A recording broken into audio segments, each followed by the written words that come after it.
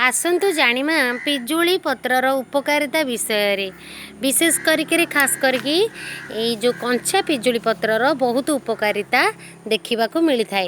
ये जो कंचा पिजुली पत्र को धोई ताकू फुटे तार रस को पीले आमर गैस्ट्रिक दूरीभूत होता है, तत्सहित डायबिटीज मध्य दूरीभूत होता है।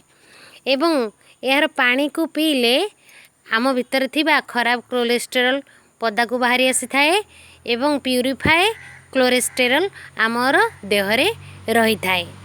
ए कंचा पत्र जोटा देखुचे केवल कंचा पत्र, कारण यार जो मोटा पत्रर किछि मात्रार प्रभाव आम शरीर में पड़ी थाए, किंतु कंचा पत्रर बहुत भाव एंटीऑक्सीडेंट रही थाए एवं या भितरे फाइबर थाए एवं या भितरे पोटासियम मध्य थाए। ताले ये कंचा पत्र को बाटी ताकू गरम करी सेथिरे टिके जड़ा तेल मिसाई जदि आंठुरे प्रलेप दिया जाए ताले आंठु गंठी दरजरू उपशम मिली थाए। ए कंचा पिजुली पत्र को बाटी तार रस को जदि केश मूल आमे लगाई थाए ताले आम केश वृद्धि होई थाए एवं कला मचमच होई थाए। नियमित भावरे ए पिजुली रस को जदि प्रातः काल सेवन करा जाए ताले आमर शरीर रे त्वचार आमर जो चर्मर चिक्कण गुण वृद्धि प्राप्त होता है एवं मुहरे प्रलेप मारिले व्रण मध्य दूर होता है। ए पिजुली यार जो पिजुली फल ए पिजुली फल को सेवन द्वारा आमर पेट रोग मध्य भल होता है। नियमित भाव में जो माने प्रत्येक दिन गोटे गोटे पिजुली फल खाई थांती ताले तांको कैंसर रोग होई न थाए एवं डायबिटीज मध्य होई न थाए। सेथिपई तो एई ओडिशा लोकंकर सेउ बदल रे पिजुली खाइबा को डाक्तर माने परामर्श देई थांती।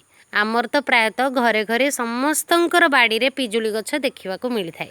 जदि पिजुली गछर पत्र को नहीं आमे तार उपकारितार गुण जानी ताकू जदि सेवन करी आम पाख पड़िशा रे आम वायुमंडल रे यार प्रचार प्रसार कर दिए ताले आमे तो निश्चित भाव में भल रूपे बंचिबा बढ़िबा, तत्सहित आमर परिवेश मध्य भल रूपे बंचिब बढ़िबो।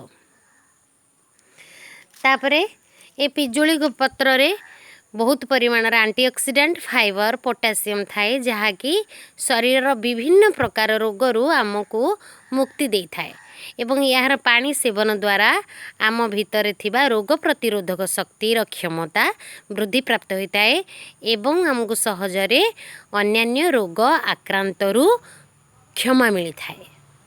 ताले आसंतु जानिमा यार उपकारिता एवं आकु नेई आम जीवन चलन रे सामिल करी निजको धन्य मने करिबा, अपर को मध्य सौभाग्यमंडित करिबा। जदि आपण को मोर कथा भल लगी थाए ताले निश्चय गोटे लाइक करदेवे एवं मो चैनल को सब्सक्राइब करिए, मते ढेर सारा प्रशंसा मध्य देवे। जय जगन्नाथ।